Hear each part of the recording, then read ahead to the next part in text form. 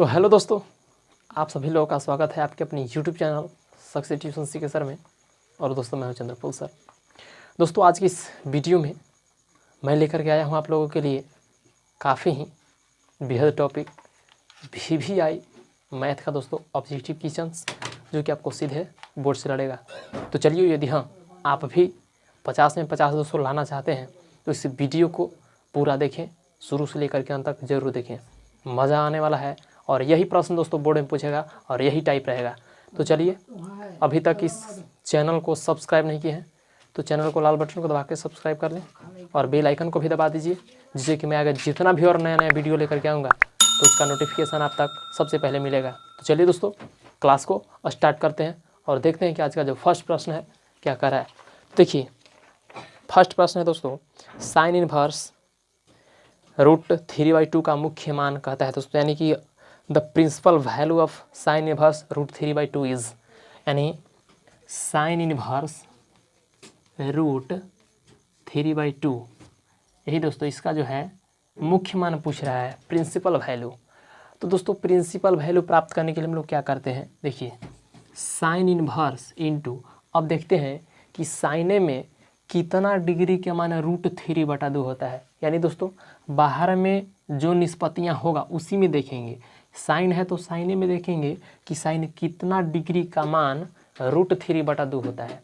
तो sign 60 degree का मान जो होता है √3/2 होता है, यानी इसके जगह पे लिख सकते हैं हम लोग साइन π/3, यानी π/3 लिखने का मतलब क्या हुआ, 60 हुआ।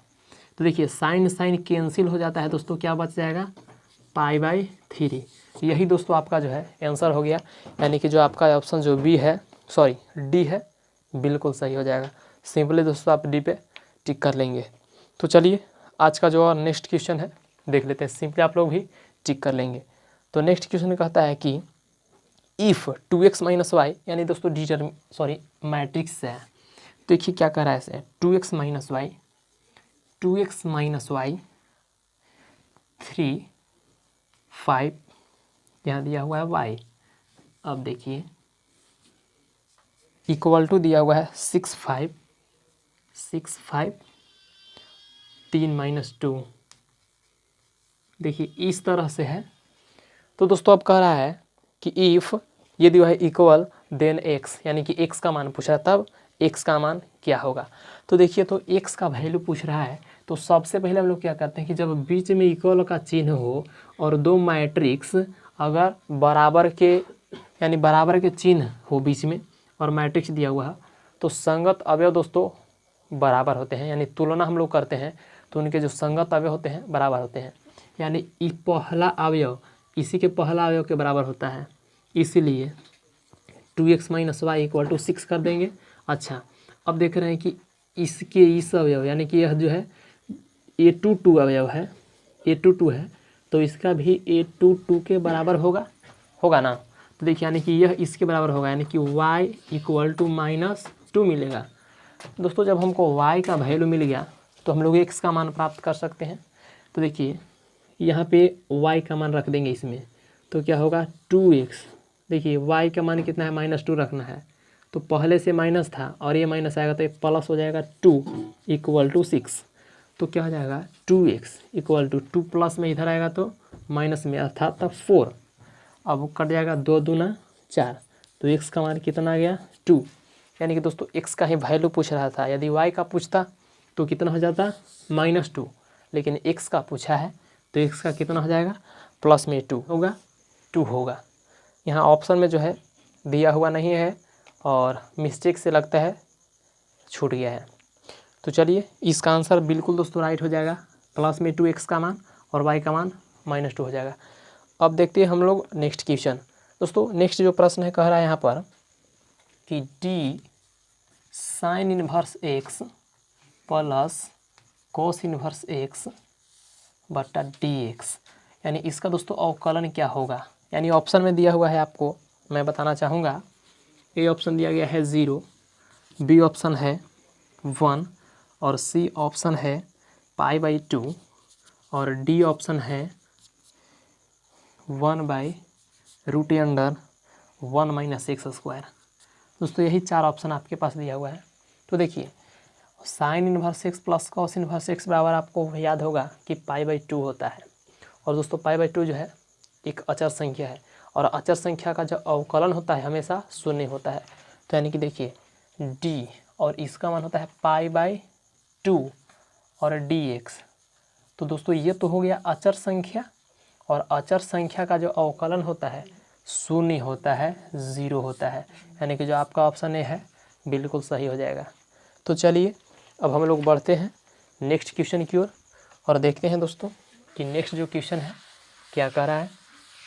देखिए यहाँ जो है कहता है दोस्तों कि साइन इफ y बराबर साइन एक्स क्यू देन कहता है तब dy/dx बराबर व्हाट, यानी dy/dx बराबर क्या होगा। तो देखिए हम लोग यहाँ पे दोस्तों y बराबर दे दिया हुआ है और dy/dx पूछ रहा है, यानी कि x के सापेक्ष इसका अवकलन क्या होगा। 4 ऑप्शन दिया हुआ है नीचे। तो देखिए इसका क्या होगा से सबसे पहले हम लोग अवकलन करते हैं। तो y बराबर क्या दिया हुआ है साइन एक्स क्यू, तो dy/dx यानी x के सापेक्ष अवकलन कर रहे हैं। तो दोस्तों ये क्या हो जाएगा d sine x Q by D. देखिए पहले हम लोग साइन का करेंगे, पहले जो आ रहा है उसका करते हैं अवकलन। तो पहले साइन आ रहा है तो साइन का करेंगे, तो जिसका अवकलन करते हैं उसको बंद करके बाकी सबको नीचे लिखते हैं। तो नीचे क्या हो जाएगा साइन को बंद करेंगे तो एक्स क्यू बचेगा, एक्स क्यू पुनः इसे ऊपर ले जाएंगे तो एक्स क्यू बाई नीचे हो जाएगा एक्स। पावर को करते हैं तो पावर बंद करेंगे तो एक्स बचेगा तो डी एक्स हो जाएगा। और देखिए साइन का क्या होता है कॉस, एंगल एक्स क्यू है तो एक्स क्यू, और एक्स क्यू का क्या हो जाएगा तो पावर पहले आगे आता है और एक घट जाता है यानी एक्स स्क्वायर हो जाएगा।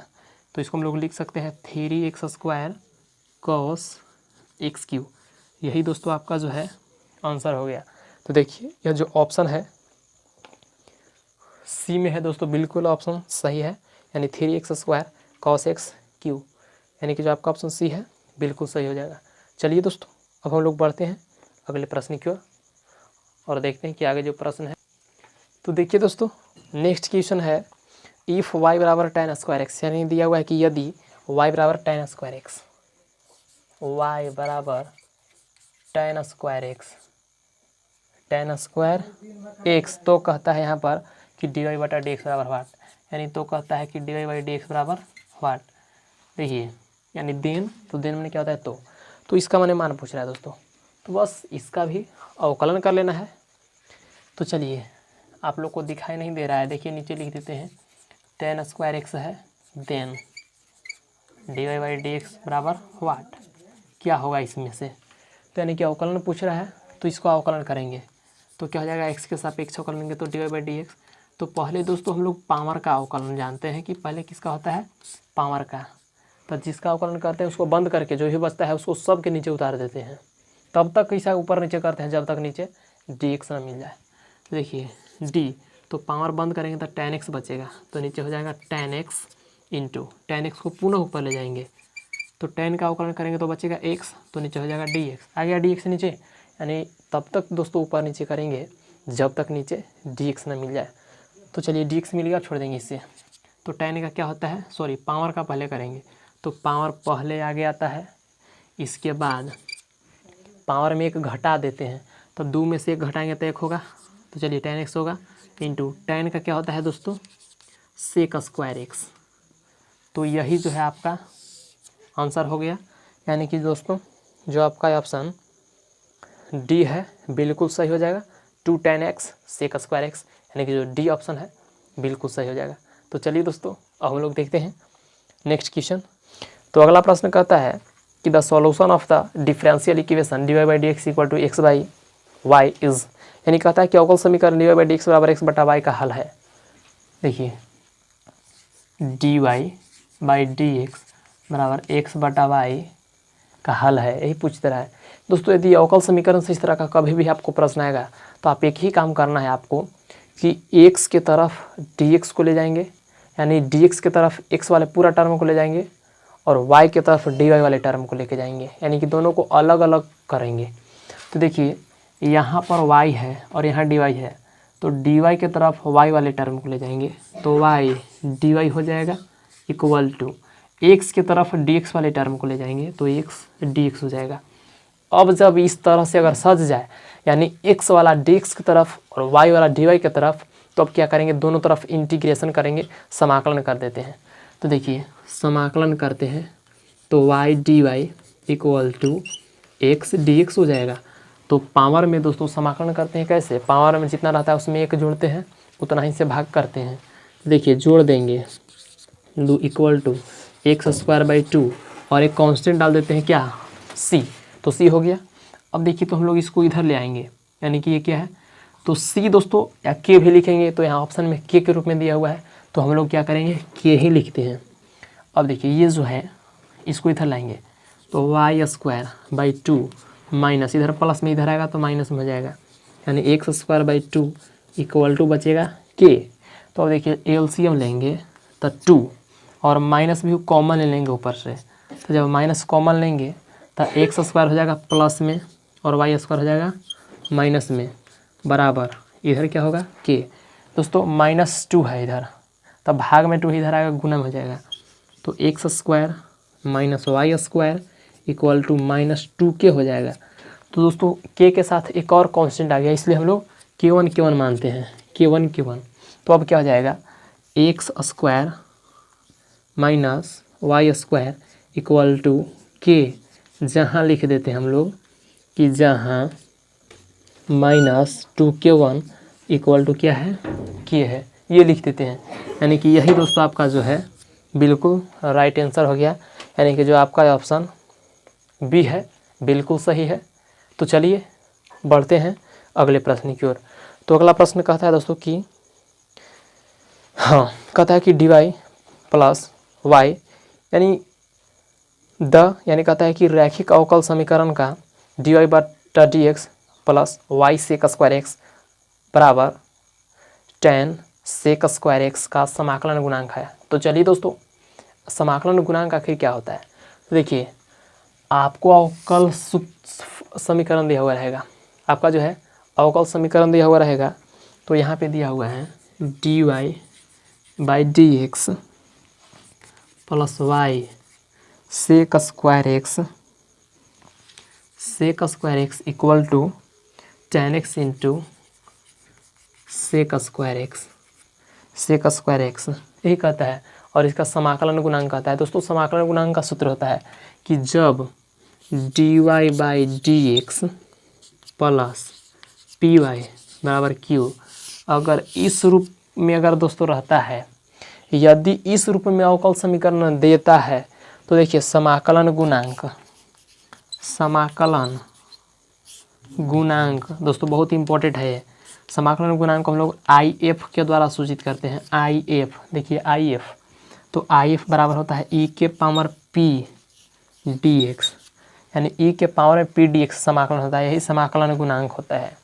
तो देखिए तो e के पावर है p dx का समाकलन, यहाँ समाकलन का चिन्ह है दोस्तों, तो इसी सूत्र पर हम लोग बैठाएंगे। देखिए dy/dx है तो dy/dx है, अब py है तो p के जगह पर दोस्तों sec² x हो गया, यहाँ पे ये p है, और y है तो यहाँ तो y है, और q जो है ये पूरा q है। तो अब क्या करेंगे, हम लोग मान निकालेंगे, तो यानी कि p का मान याद कर लेंगे। तो p का मान कितना है, sec² x, इसलिए समाकलन गुणांक IF बराबर e के पावर p dx, यही ना सूत्र होता है। तो देखिए तो क्या हो जाएगा, e के पावर p, तो p का मान कितना है, sec² x dx, तो e के पावर sec² x का दोस्तों समाकलन जो होता है tan x होता है, तो e के पावर क्या हो जाएगा, tan x। यही दोस्तों जो आपका है आंसर बिल्कुल राइट हो जाएगा, यानी कि जो आपका ऑप्शन बी है बिल्कुल करेक्ट हो जाएगा। चलिए दोस्तों बढ़ते हैं अगले प्रश्न की ओर। तो देखिए दोस्तों यहाँ पर जो नेक्स्ट प्रश्न कह रहा है कि the degree of the differential equation 1 plus dy/dx का होल स्क्वायर बराबर d²y/dx² इज, यानी कहता है दोस्तों इसका कहनाम है कि अवकल समीकरण ये जो दिया हुआ है आपका, इसका घात पूछ रहा है। डिग्री मतलब क्या होता है दोस्तों, घात, और एक आता है ऑर्डर, तो ऑर्डर माने क्वाटी होता है। तो दोस्तों यदि डिग्री और ऑर्डर यानी ऑर्डर डिग्री यानी घात और कोटि का आपने मेरा वीडियो नहीं देखे हैं तो दोस्तों आप जो मेरा वीडियो है आप देख लीजिए, जिसका लिंक आपको नीचे डिस्क्रिप्शन बॉक्स में मिल जाएगा। और ज़िंदगी में आपको कभी भी घात कोटि निकालना आप नहीं भुलाएंगे, मेरा चैलेंज है दोस्तों। तो चलिए, आप यदि नहीं देखे हैं तो देख लीजिएगा, पहले इस वीडियो को पूरा देख लीजिए। तो देखिए घात और कोटि दोस्तों इसमें मैंने निकालना सिखाया है और बिल्कुल आसानी से आप निकालेंगे कोई किसी भी अवकल समीकरण का। तो यहाँ पे दिया गया है दोस्तों 1 प्लस, देखिए 1 plus dy by d x का होल स्क्वायर इक्वल टू दिया हुआ है equal to d square y by d x square. Degree पूछता है दोस्तों, क्या पूछता है? डिग्री। तो घात मैंने बताया था आपको कि सबसे ज़्यादा जिसका अवकलन किया हुआ रहेगा उसी से दोस्तों हमें घात मिलता है। तो देखिए यहाँ पर केवल एक बार अवकलन किया गया है, यहाँ पर 2 बार किया गया है, तो इसी से घात मिलेगा। तो सबसे ज़्यादा जिसका अवकलन किया हुआ रहेगा उसी का पावर देखेंगे, उसी का घात देखेंगे।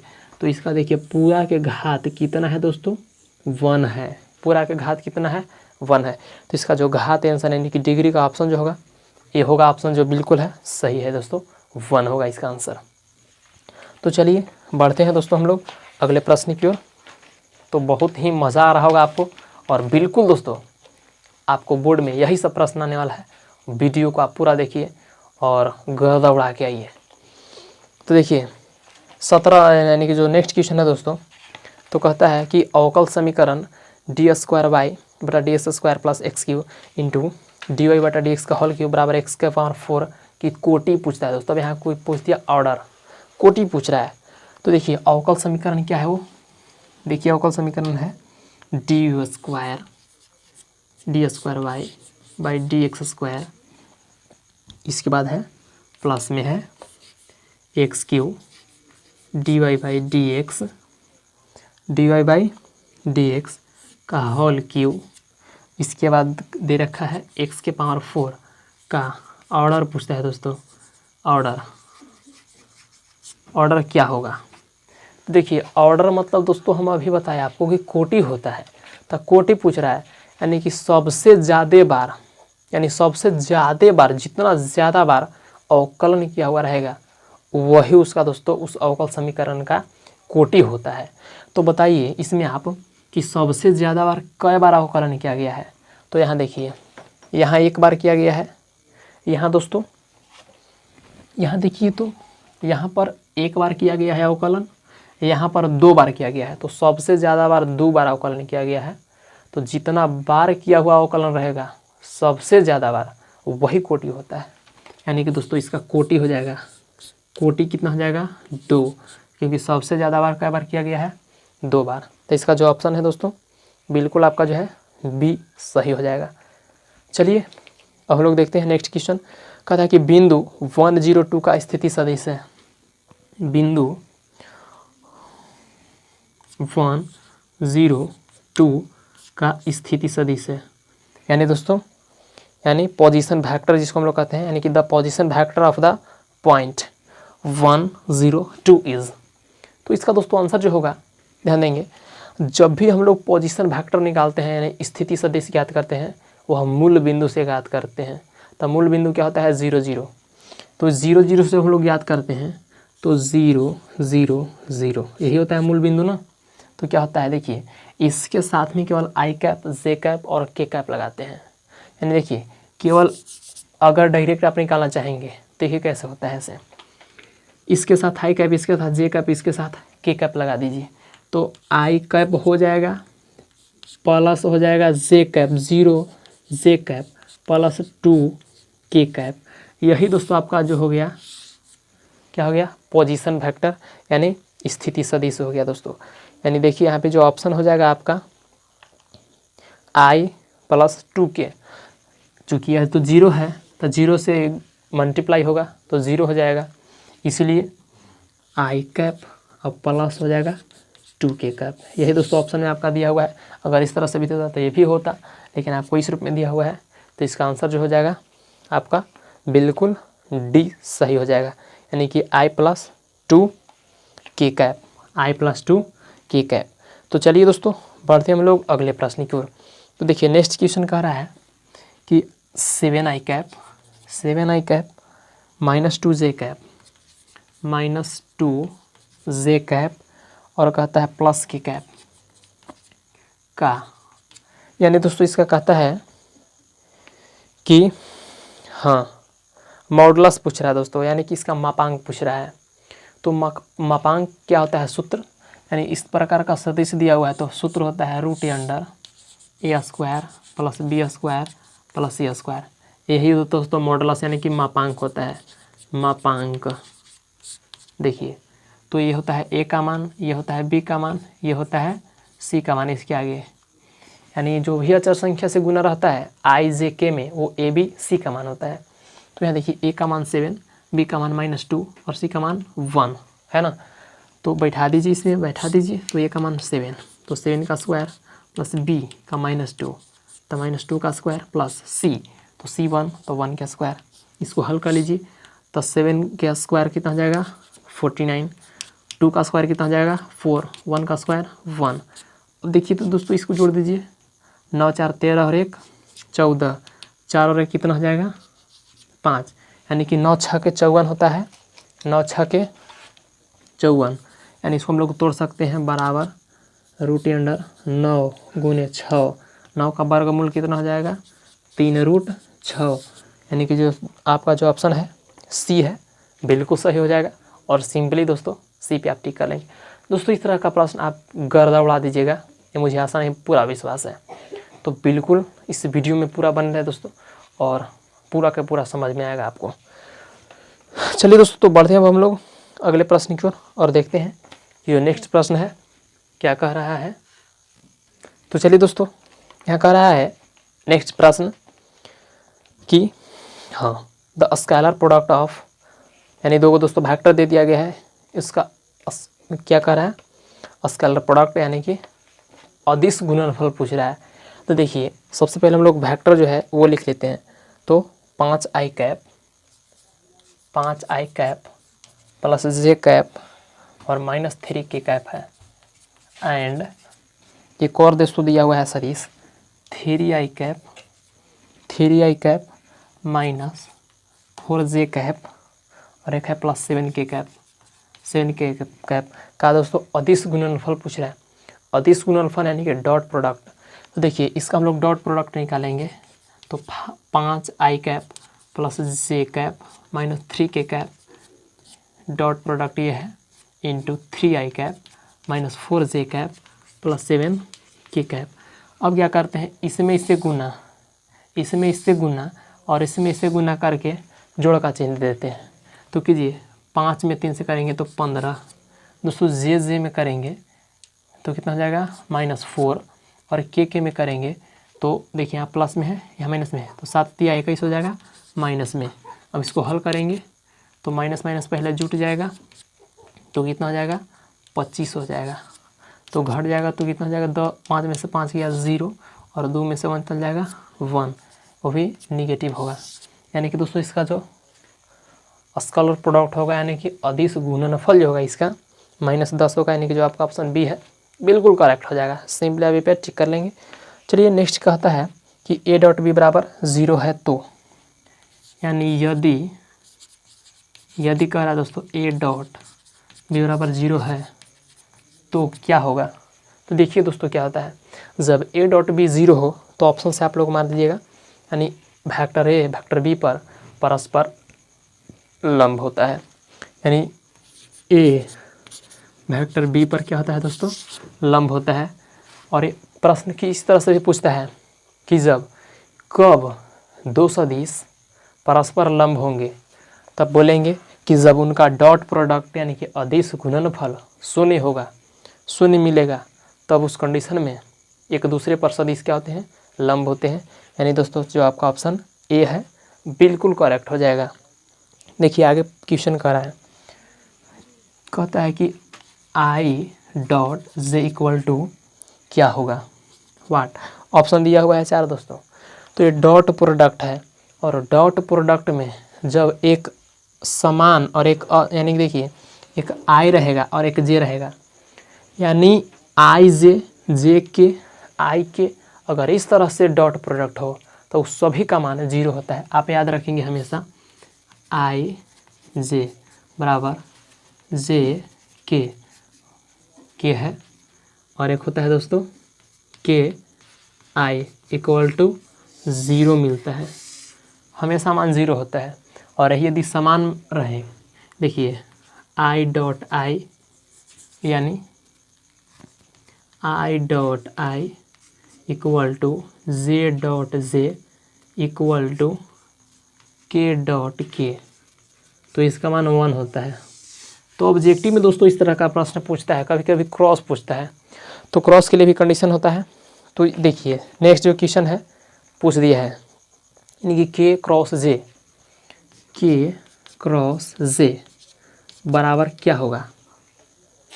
दोस्तों के जे है, अगर जे के रहता, देखिए जे और के तो आई हो जाता, परंतु के जे है यानी कि उल्टा है, तो उल्टा होता है तो निगेटिव में हो जाता है आई, तो यानी कि आई तो होगा, क्रॉस प्रोडक्ट में आई होता है, यानी कि यदि आई जे रहता है तो के हो जाता है, जे के रहता है तो आई हो जाएगा, और क्या ही रहेगा तो जे हो जाता है।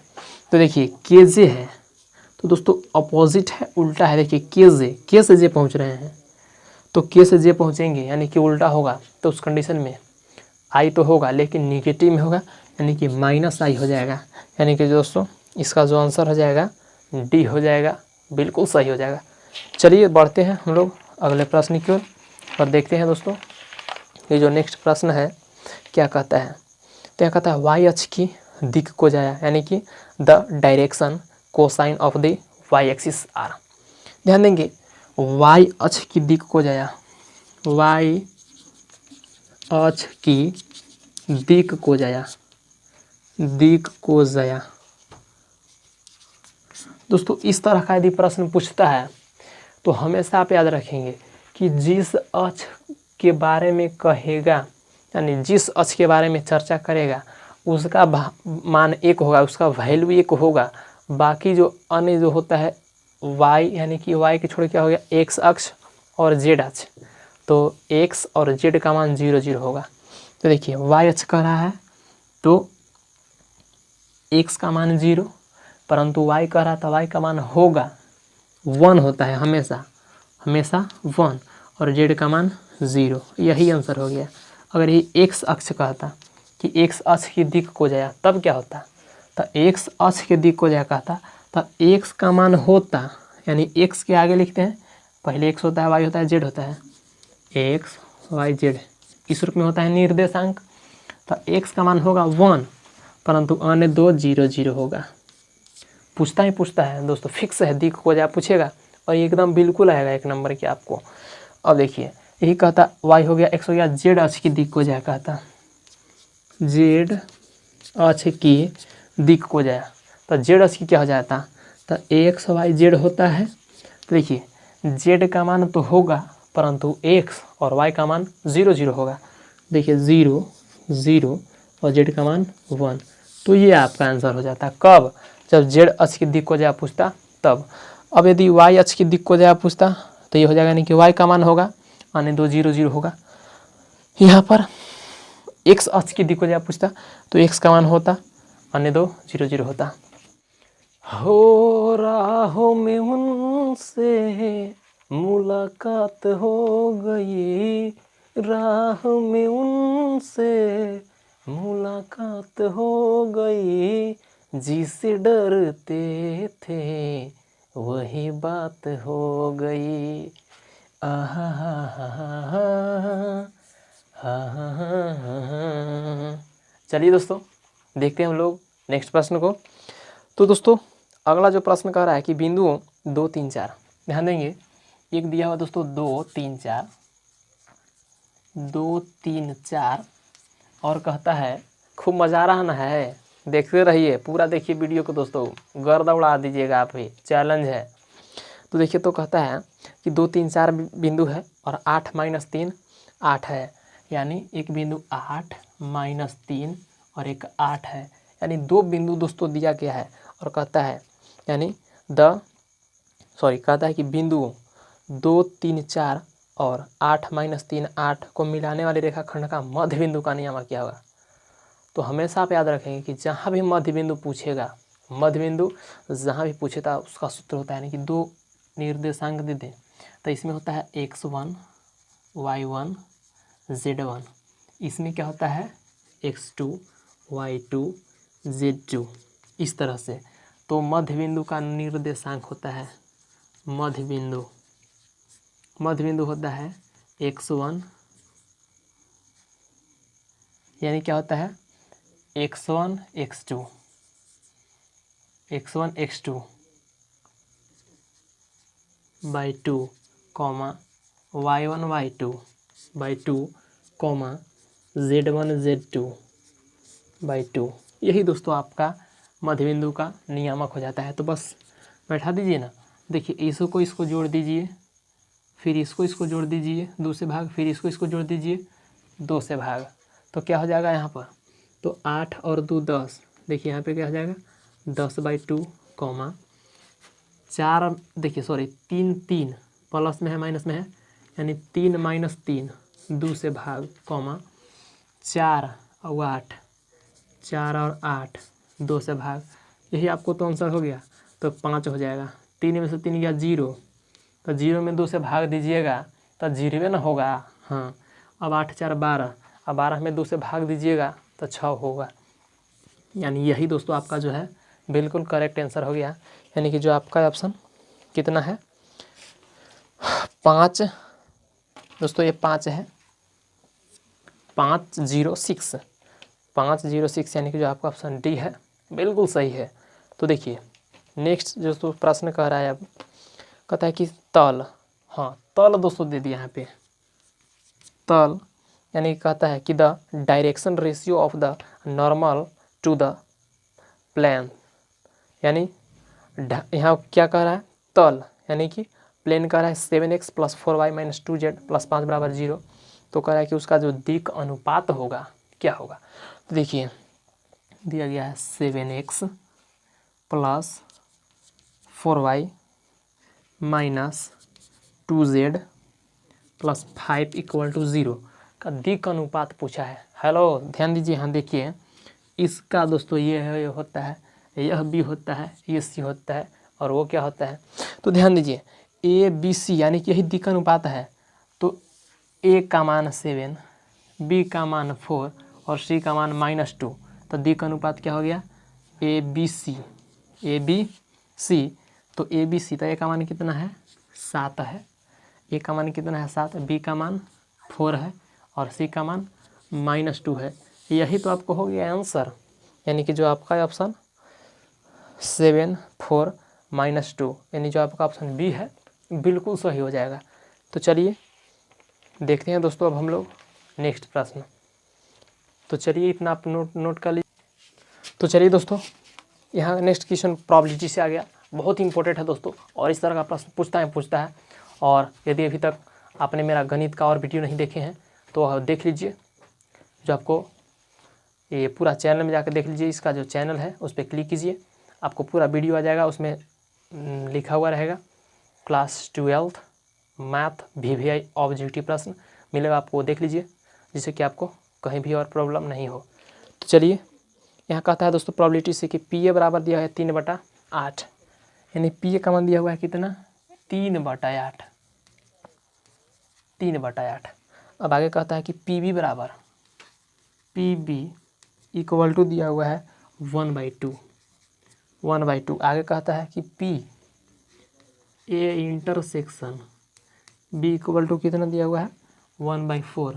तो देन यानी कि तब कहता है कि PA यूनियन B बराबर क्या होगा, यूनियन B बराबर क्या होगा। देखिए क्या होगा से दोस्तों, इसका एक सूत्र होता है P × A यूनियन B बराबर PA + PB - PA intersection B, यही सूत्र होता है। और ये आप हमेशा याद रखेंगे, बस इसी सूत्र पर बैठा देना है, आपका आंसर मिल जाएगा यूनियन का, यानी कि P यूनियन A का मान।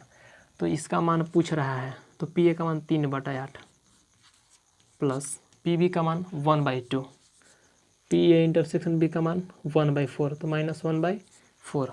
जब हम लोग एलसीएम लेंगे तो 8 होगा, तो 3 2 चौके 8, तो +4 होगा, 4 दूना 8, तो -2 होगा।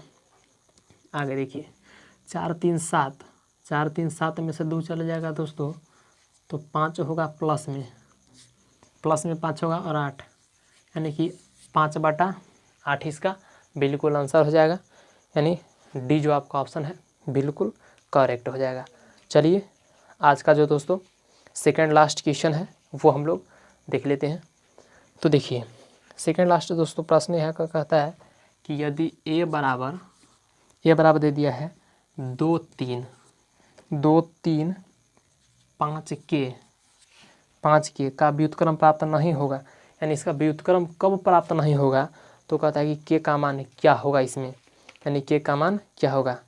तो यहाँ पे यही दोस्तों कह रहा है कि 2 3 5 के, तो के का मान क्या होगा कि इसका व्युत्क्रम प्राप्त नहीं होगा। तो देखिए व्युत्क्रम प्राप्त नहीं तब होगा जब ए का मान 0 के बराबर आ जाएगा, यानी मोड ए का मान जब 0 के बराबर आ जाएगा तो इसका व्युत्क्रम प्राप्त नहीं किया जा सकता है। तो देखिए पहले हम लोग मोड प्राप्त करेंगे, तो क्या हो जाएगा, यहाँ हो जाएगा 2k, इसमें गुना करते हैं तो 2k माइनस 5 तिहाई 15। तो अब यहाँ पे हम लोग ध्यान देंगे कि आखिर के का मान कितना रखेंगे कि यहाँ पे 15 आ जाएगा, तब ना 15 में से 15 चल जाएगा तो 0 हो जाएगा, और जब 0 आ जाएगा तो इसका व्युत्क्रम प्राप्त नहीं किया जा सकेगा। तो देखिए पहला ऑप्शन है 2, तो 2 रखेंगे तो 4 होगा, तो 0 तो आएगा नहीं, ये होगा नहीं। दूसरा ऑप्शन कहता है 3/2, तो 3/2 रखेंगे, यानी 3/2 तो 2 2 कट जाएगा, 3 बचेगा, फिर भी नहीं आएगा। अब सी ऑप्शन कहता है 5/2, ये भी नहीं होगा। डी ऑप्शन बिल्कुल सही हो जाएगा 15/2। तो देखिए 2 और गुने के मान रखे देंगे 15/2 और -15, तो 2 से 2 कट गया, यानी 15 घटा 15 बराबर आ गया ना 0 आ गया। यानी कि दोस्तों जो इसका ऑप्शन हो जाएगा बिल्कुल डी हो जाएगा, यानी कि 0 जब मोड का मान, यानी जो भी दिया हुआ रहेगा ये आव्यूह, उसका यदि मान 0 के बराबर आ जाता है तो उस आव्यूह का व्युत्क्रम प्राप्त नहीं किया जा सकता है। चलिए आज का जो लास्ट क्वेश्चन है दोस्तों बिल्कुल ही मज़ेदार है। तो कहता है कि कॉस इनवर्स, यानी कहता है कि cos inverse 1 - x² by 1 + x² बराबर क्या होगा। ये तो दोस्तों फार्मूला ही आ गया आपको। देखिए कॉस इनवर्स 1 - x² बटा 1 + x², ये फार्मूला होता है 2 tan इनवर्स x का। तो ये फार्मूला ही हो जाता है दोस्तों, यानी कि इसका जो हो जाएगा सी जो ऑप्शन है बिल्कुल करेक्ट हो जाएगा, यानी 2 tan इनवर्स x का फार्मूला। तो चलिए दोस्तों मैं उम्मीद करता हूँ कि आज का जो वीडियो है आपको बेहद पसंद आया होगा।